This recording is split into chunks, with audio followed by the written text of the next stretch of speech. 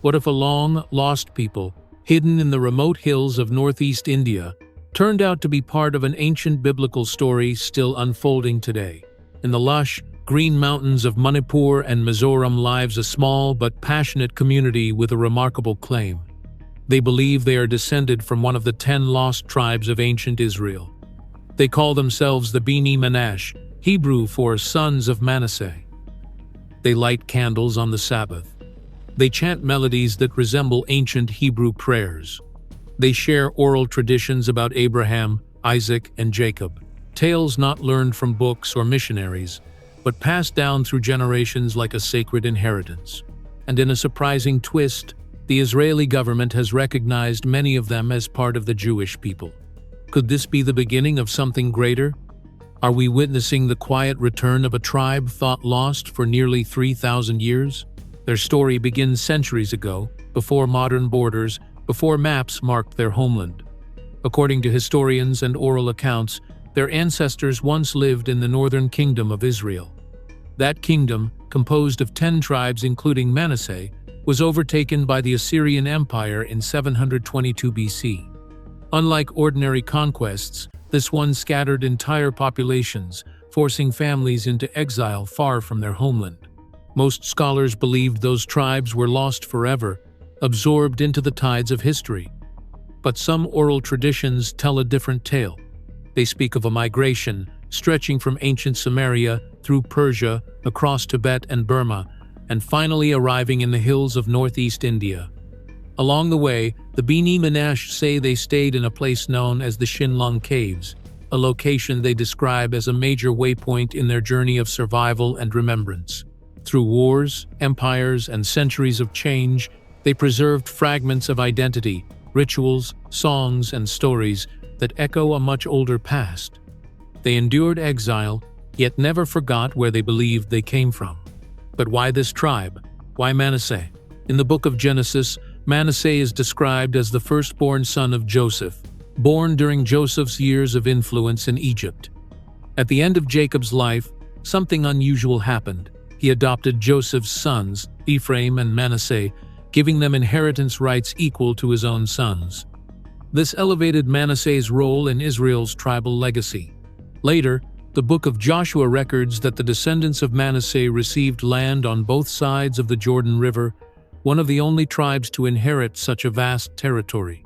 But what truly captures the imagination of many readers today is found at the end of the Bible. In the book of Revelation, a list is given of tribes whose members are symbolically sealed, set apart in the vision of 144,000 faithful. Among them is Manasseh. Why this tribe? Why now? The answer may surprise you, and it might just change the way you see history, prophecy, and identity. The story of Israel's exile unfolds like a deep and ancient rhythm, a pattern of displacement and return that echoes across the centuries.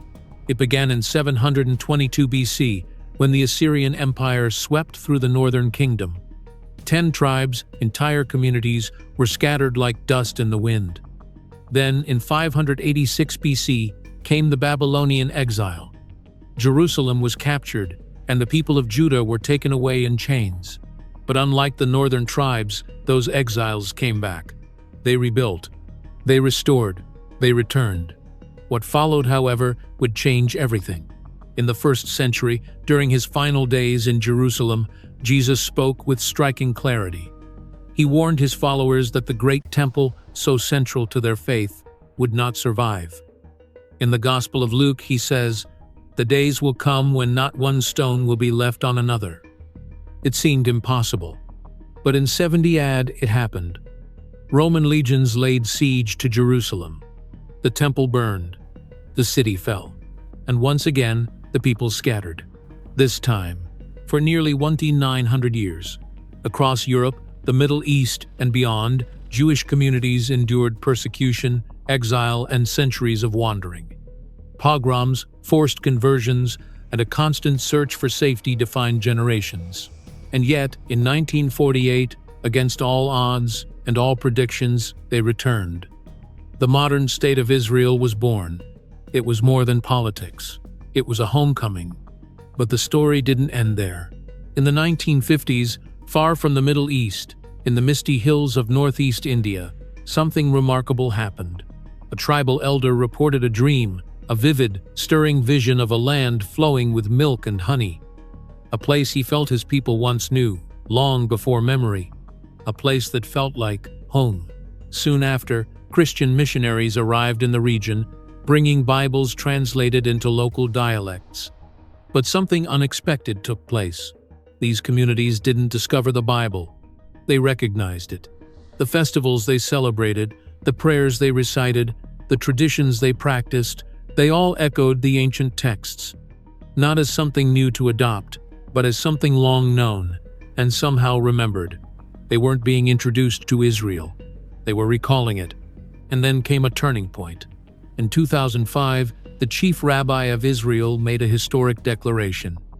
After centuries of isolation, oral tradition, and cultural preservation, the Bnei Manasseh were formally recognized as descendants of the tribe of Manasseh.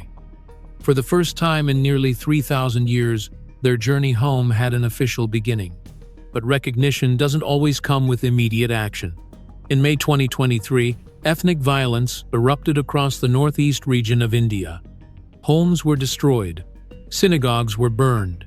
Sacred Torah scrolls, some painstakingly handwritten and passed down for generations, were lost in flames. Community leaders fled. Families were displaced. Lives were taken. It was a sudden and devastating crisis, threatening to erase thousands of years of heritage in a matter of days. But here's what most people don't see. This isn't just happening in one corner of the world. It's part of a much wider pattern. In Ethiopia, entire communities of Beta Israel were airlifted in daring rescue operations. In Spain and Latin America, descendants of Sephardic Jews, called crypto-Jews for generations, are rediscovering their hidden heritage after centuries of secrecy. In Nigeria, families once dismissed are now uncovering genetic and cultural links to ancient Israel. In China, remote communities still uphold customs passed down for millennia. And in Afghanistan, last-minute evacuations saved the last Jewish families from erasure. From Ethiopia's mountains, to India's valleys, to Central Asia's forgotten villages, people once considered lost are being found. This isn't a coincidence. It's not random. It's a movement, a return. And according to some, it's one that was foretold. But what's even more surprising is how specific some of those ancient texts really are. The book of Ezekiel contains a promise that reaches far beyond a simple return to a homeland. In chapter 36, verse 24, we read, "I will take you from among the nations, gather you out of all countries, and bring you back into your own land."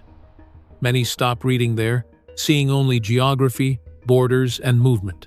But the true heart of the prophecy lies in the verses that follow. "I will give you a new heart and put a new spirit within you. I will remove your heart of stone and give you a heart of flesh." This isn't just about coming home physically.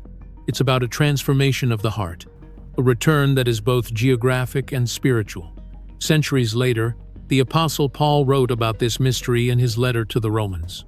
In chapter 11, he warned believers not to misunderstand the story unfolding before them. He described a partial hardening of Israel, one that would last until the full inclusion of the nations. But he didn't stop there. He concluded with hope. And so all Israel will be saved. It's a sequence, a return, a renewal, a fulfillment. But then the book of Revelation introduces a detail that sparks deep questions. Chapter 7 speaks of a group of 144,000 individuals, 12,000 from each of the tribes of Israel. Each tribe is named, each one sealed. But something is missing. One name is absent, the tribe of Dan. And in its place, Manasseh, the son of Joseph, is included. Why is Dan left out? And why is Manasseh, often overlooked in the Old Testament, now given such prominence? This detail isn't random, and it challenges a belief that has caused confusion for countless readers. The 144,000 are not a symbolic stand-in for the church as a whole. They are not a poetic way to describe all believers throughout time. In fact, Revelation names them explicitly, 12,000 from each tribe of the sons of Israel. They are sealed with a purpose. But when? and why. The timeline becomes clearer when we look at the broader narrative of Revelation.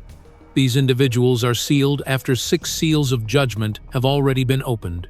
Those seals represent events that shake the world: deception, war, famine, disease, and a deepening persecution of those who remain faithful.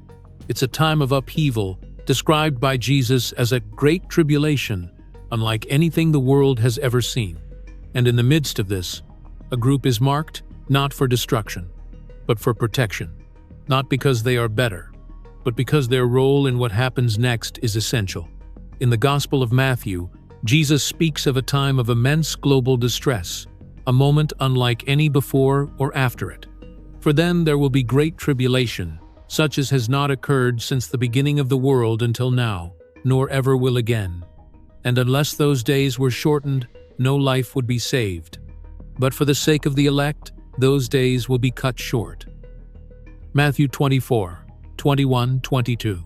This period of extreme turmoil is described as a turning point in the prophetic timeline. And within that time frame, the book of Revelation introduces a mysterious moment of divine intervention. A group is chosen, marked, and protected before the next wave of judgment begins. Revelation chapter 7 describes this pause in vivid imagery. 4 angels are shown holding back the winds of destruction, ready to unleash it upon the earth. But then another angel appears, carrying a seal, the symbol of God's authority. Before any harm is allowed, he declares, "Do not harm the earth, the sea, or the trees until we have sealed the servants of our God on their foreheads." Revelation 7:1-3. This idea of sealing comes from an ancient practice. In Roman times, a seal was used to mark something as private, protected, or official. A scroll sealed by a Roman officer couldn't be opened without authorization. Unless the seal was broken, the contents remained secure. In Revelation, this concept is given spiritual meaning. The seal is not visible in the traditional sense. It isn't a physical mark or brand. It functions more like a spiritual signifier, a divine confirmation of identity and protection. It's a way of distinguishing those who truly belong to God. Revelation 14 expands on this vision. "Then I looked, and there before me was the Lamb, standing on Mount Zion, and with him 144,000 who had his name and his Father's name written on their foreheads." They are described as servants of God, set apart for a unique purpose. What that purpose is exactly, the text doesn't fully explain. But what is clear is that they are marked at a specific moment for a specific role. Revelation 7 provides even more detail. 12,000 individuals are named from each of the 12 tribes of Israel: Judah, Reuben, Gad, Asher, Naphtali, Manasseh, Simon, Levi, Issachar, Zebulun, Joseph, and Benjamin. But again, one name is missing: the tribe of Dan. Speculation about this omission has sparked debate for centuries. Some believe that Dan's association with idolatry in ancient times may have influenced its absence. Others point to passages in Daniel and Jeremiah, suggesting possible links between Dan and future rebellion. However, the biblical text offers no definitive answer, only clues and patterns for interpretation. Another point to consider: these individuals are described as being from the children of Israel. That phrase refers to the descendants of Jacob, who was renamed Israel in the book of Genesis. So while the broader messages of Revelation apply to all believers, the 144,000 are presented as a specific ethnic group with a defined lineage. Throughout history, many groups have claimed to be, or to represent, the 144,000, but the text itself provides a framework for understanding them. They are Jewish, divided among the tribes, sealed during a critical moment of judgment, and connected to both protection and purpose. The book of Revelation gives us a fascinating glimpse into a group of 144,000 individuals, and the details about them are anything but vague. First, they are numbered. Revelation 7:4 tells us plainly how many are sealed. Second, their tribal lineage is specific. They are not symbolic or metaphorical. Revelation lists each tribe by name: Judah, Reuben, Gad, Asher, and even Manasseh, a tribe once thought lost, now appearing in this final vision. Third, they are marked by divine protection. according to Revelation 14. 1. They will stand with Christ on Mount Zion when he returns. Not as survivors, but as a triumphant remnant. Fourth, they are described as set apart in a unique way. Revelation 14:4 says, "These are the ones who have not defiled themselves with women, for they are celibate. They follow the Lamb wherever he goes. They were purchased from among mankind as firstfruits for God and the Lamb." This suggests a lifestyle of dedication, a people wholly committed to their calling. Fifth, they are only the beginning, a first harvest, pointing towards something even greater still to come. And sixth, they are marked by honesty and faithfulness. Revelation 14:5 says no lie was found in their mouths. They are described as blameless. When we look at these details together, one conclusion becomes clear. This group is not symbolic of the entire church. They are not like Israel, they are Israel. Each tribe is named, each number recorded. Even Manasseh, once scattered, now sealed. Could it be that the Beni Manasseh of northeast India are somehow connected to this prophetic calling? We don't claim to know for certain, but their story reminds us that ancient promises are still unfolding in real time. The sealing of the 144,000 is a picture of God's sovereignty, his power to protect, to preserve, and to fulfill what he began.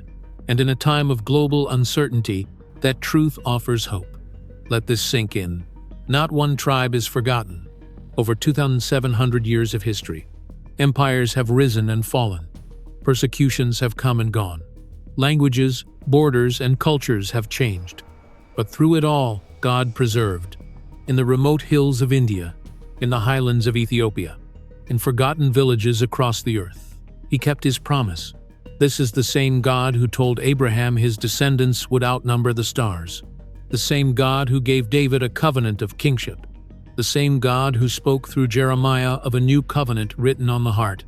From the first book of the Bible to the last, faithfulness is the unbroken thread. And now, here's the question. If God is this faithful to Israel, how faithful is he to you? If he remembers scattered tribes after 27 centuries, will he forget your prayers? If he fulfills ancient promises down to the smallest detail, can he be trusted with your life? The answer isn't found in theory. It's written in the return of every forgotten tribe, in the stories once hidden, now revealed. We've followed the journey, from ancient Samaria to Shinlum, from exile to homecoming, from dreams to documentation. But the story isn't finished yet. There's one tribe still missing. Before you go, I want to hear from you. What do you think the return of Manasseh means? Are we witnessing the setup for prophetic events? Share your thoughts in the comments. Because one thing is certain, we are living in a time like no other. The tribes are gathering. The prophecies are unfolding. And as Isaiah once wrote, he will raise a banner for the nations and gather the exiles of Israel. He will assemble the scattered people of Judah from the four corners of the earth. Isaiah 11:12. The question is no longer if it's happening. The question is, are you watching?